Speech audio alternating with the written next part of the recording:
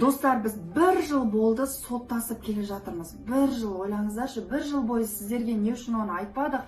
Себебі біз соңына дейін әділеттілікке сендік.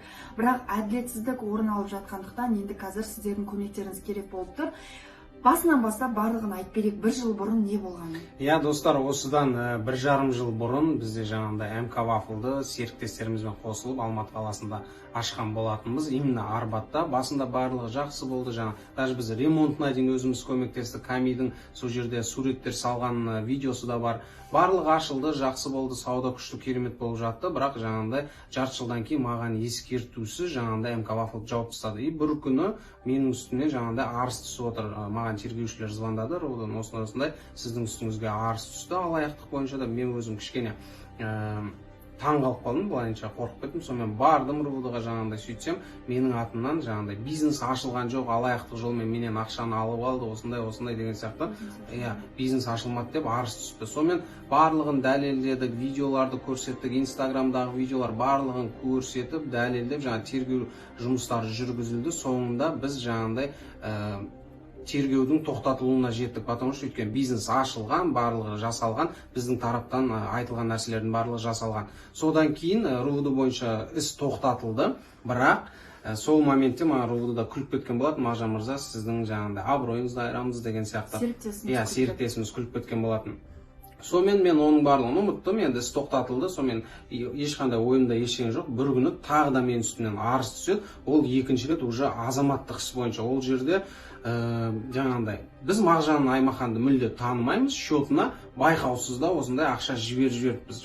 Байқаусызда еще 4 транзакциямен мен счетыма келген, соның бәрін байқаусызда біз мүлде танымаймыз, сол ақшаны бізге қайтарған жоқ деген сияқты арыз түскен болатын. Міне сол азаматтық ісіміз әлі жалғасып жатыр. Көптеген өтіріктер болды, оның барлығын енді менімен бірге Камида онлайн сотқа қатысып жүр. Камидің өзі де шок болып жүр ғой бәрі. Неге біз қатты таңғалдық? Себебі азаматтық сотта бетке өтірік айта берсе болады екен. Мағжанды мүлдем танымаймыз деген жала түсті, өздеріңіз естіңіздер ғой, бара-бара танитын болып қалды. Бизнес ашылған болып қалды, бара-бара уже сот өзі естіп жатыр да. Міне Мағжан танымаймыз деген, точно танымайсыз десе, мүмкін танимыз деген сияқты. Видео оның барлығы бар, толығымен. Сөйтіп азаматтық сотта бір жағынан енді біздің серіктесіміз жұмыс жасайды әлгіге дейін. Енді біз ойлаған жоқпыз ғой, ол өзінің сондай лауазымын қолданады деп бізге қарсы. Сөйтіп азаматтық сот әлгіге дейін жалғасып келіп жатыр.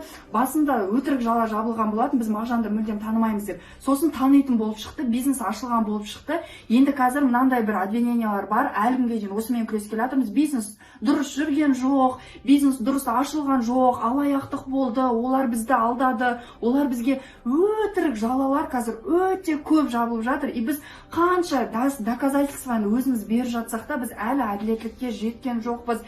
Білмеймін, олардың сол сотта жұмыс жасағандықтан олардың күші мықты болып тұр ма, оны біз түсінген жоқпыз.